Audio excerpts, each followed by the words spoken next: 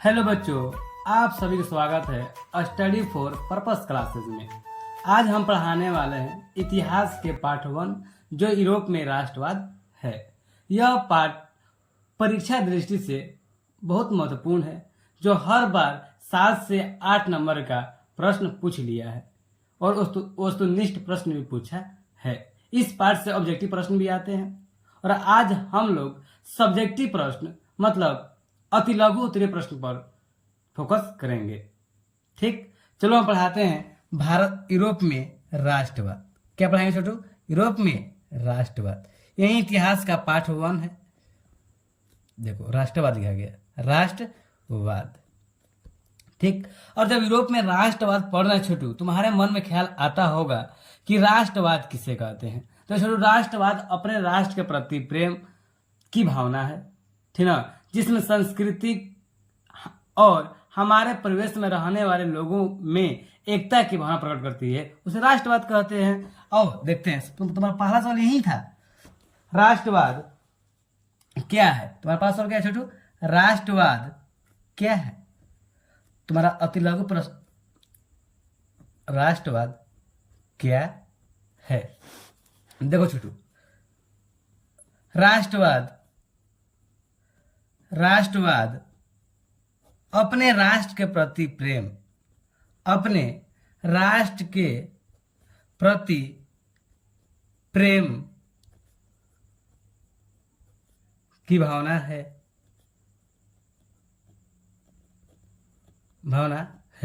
जो हमारी संस्कृति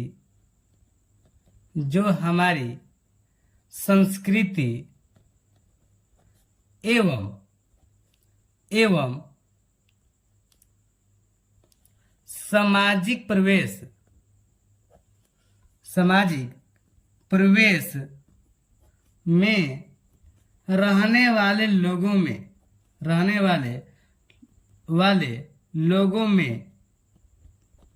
एकता की भावना प्रकट करती है, एकता की भावना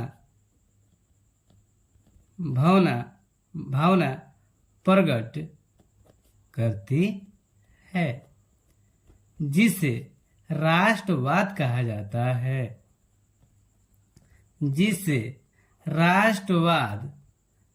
जाता है, हमें विश्वास होगा तुम लोग को यह अच्छे से समझ में आ गया होगा कि राष्ट्रवाद क्या है। चलो देखो, राष्ट्रवाद अपने राष्ट्र के प्रति प्रेम की भावना है जो हमारी संस्कृति एवं समाज में रहने वाले लोगों में एकता की भावना प्रकट करती है, जिसे राष्ट्रवाद कहते हैं। ठीक, और अगला सवाल तुम्हारा छोटू है। अगला सवाल यह है कि मेजनी कौन था? मेजनी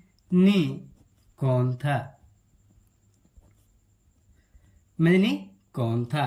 तो छोटू, मेजनी एक साहित्यकार, विचारों का समर्थक था एवं योग्य सेनापति था, जिन्हें राजनीतिक क्षेत्र में ज्यादा जानकारी नहीं थी।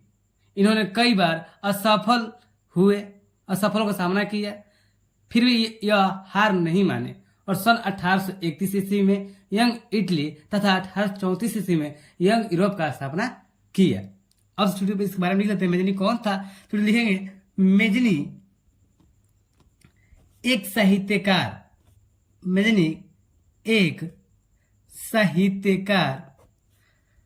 गणतांत्रिक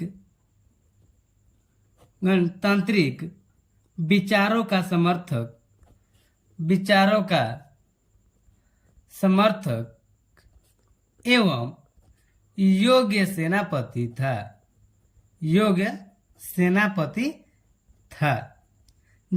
जिन्हें राजनीतिक क्षेत्र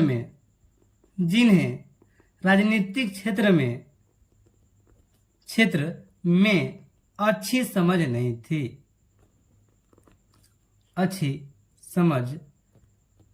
नहीं थी।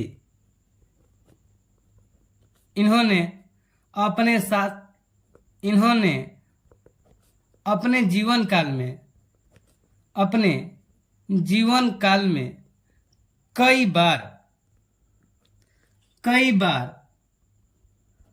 असफल का सामना किए, कई बार असफल का सामना किए, फिर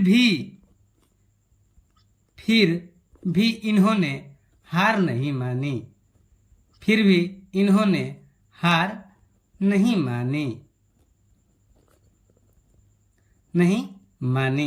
और सन 1831 ईस्वी में यंग इटली सन 1831 ईस्वी में यंग इटली तथा सन 1834 ईस्वी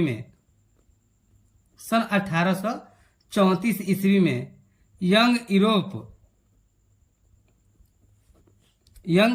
का स्थापना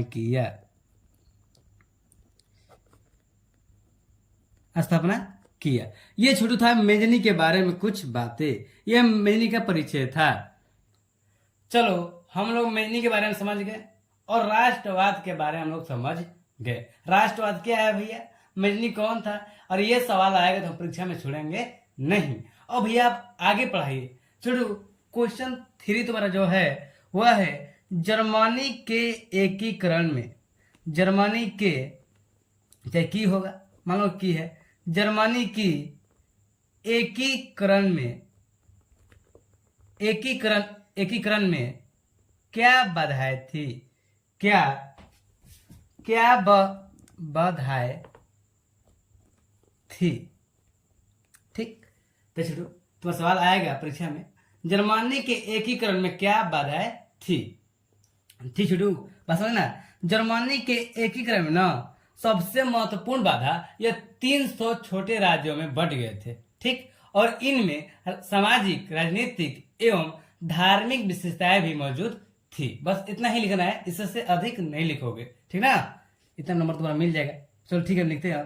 तो छोटू जर्मनी की एकीकरण में, समझे ना, जर्मनी की एकीकरण में मुख्य बाधाएं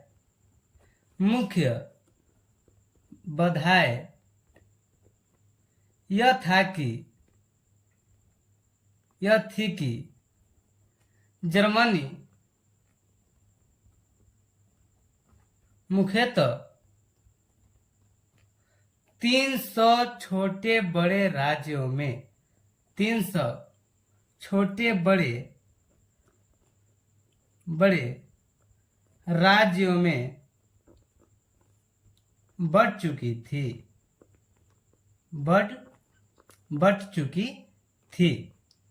तथा जिनमें सामाजिक,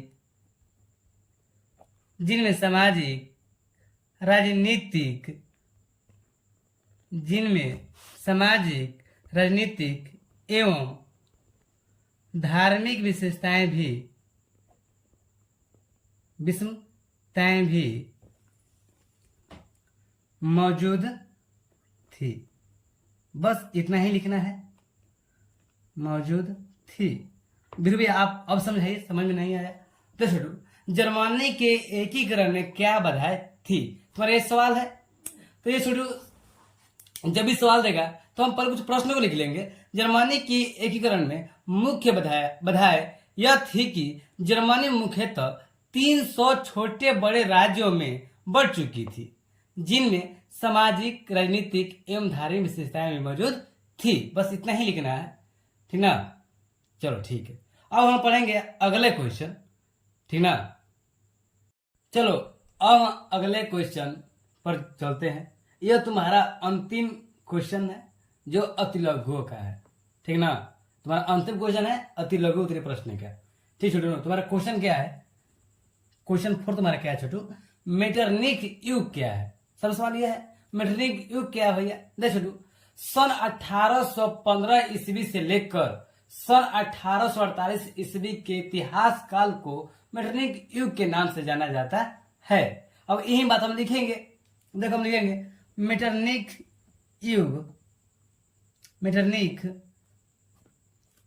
युग क्या है। बस इतना पूछा है, देख छोटू अब इतना पूछा है तो डायरेक्ट नहीं लिखेंगे ना। अब पहले में ये लिखेंगे कि मेटरनिख कौन थे। देख शुरू, सन 1815 ईस्वी, सन 1815 ईस्वी वियना सम्मेलन, वियना सम्मेलन। देख शुरू, सन 1815 ईस्वी में वियना सम्मेलन की मेजबानी ऑस्ट्रिया के चांसलर, ऑस्ट्रिया का चांसलर मेटरनिख ही थे, मेटरनिख ही थे, जो घोर प्रतिक्रियावादी था, जो घोर प्रतिक्रियावादी था। पर भैया हमसे यह पूछा गया है मेटरनिख युग क्या है। अब तो मेटरनिख के बारे में बता रहे हैं। छोटू सबर करो, देखो अब कहेंगे ना सन 1815 ईस्वी से लेकर, समझे ना, ये पॉइंट याद करना, सन 1815 ईस्वी से लेकर सन 1848 ईस्वी तक के इतिहास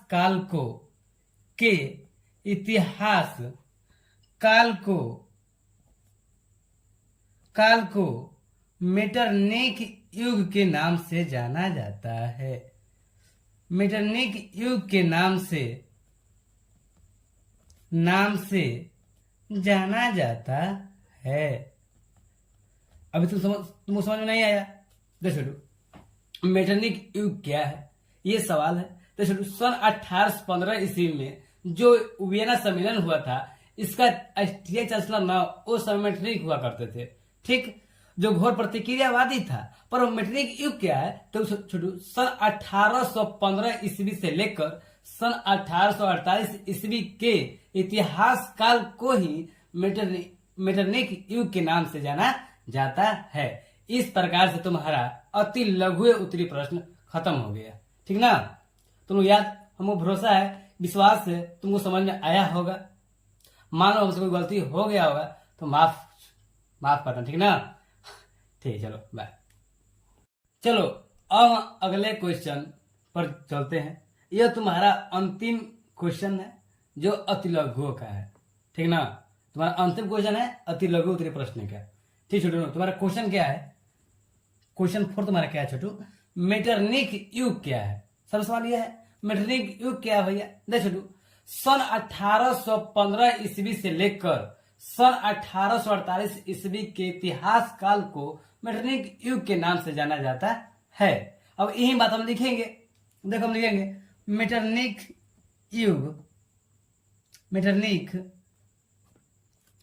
युग क्या है, बस इतना पूछा है।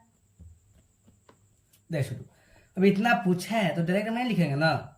अब पहले में ये लिखेंगे कि मेटरनिख कौन थे। देख शुरू, सन 1815 ईस्वी, सन 1815 ईस्वी वियना सम्मेलन, देख शुरू, सन 1815 ईस्वी में वियना सम्मेलन की मेजबानी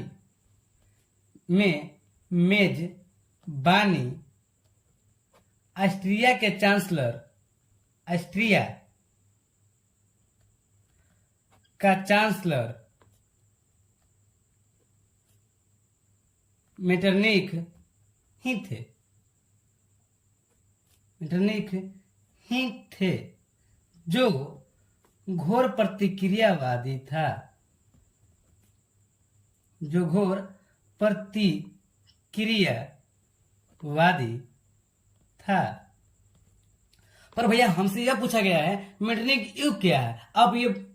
अब तो मेटरनिख के बारे में बता रहे हैं। छोटू सबर करो, देखो अब कहेंगे ना सन 1815 ईस्वी से लेकर, समझे ना, ये पॉइंट याद करना, सन 1815 ईस्वी से लेकर सन 1848 ईस्वी तक के इतिहास काल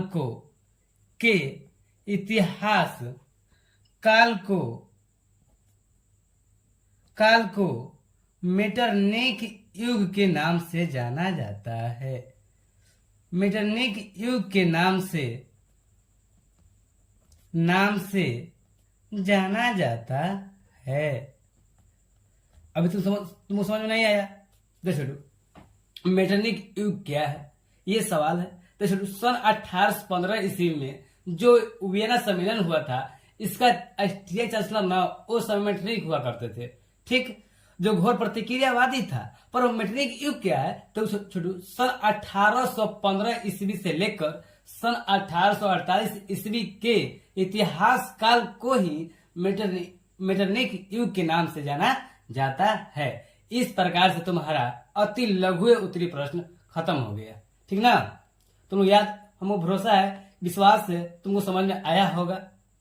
मानो हमसे कोई गलती हो गया होगा तो माफ करना। ठीक ना? ठीक है, चलो बाय।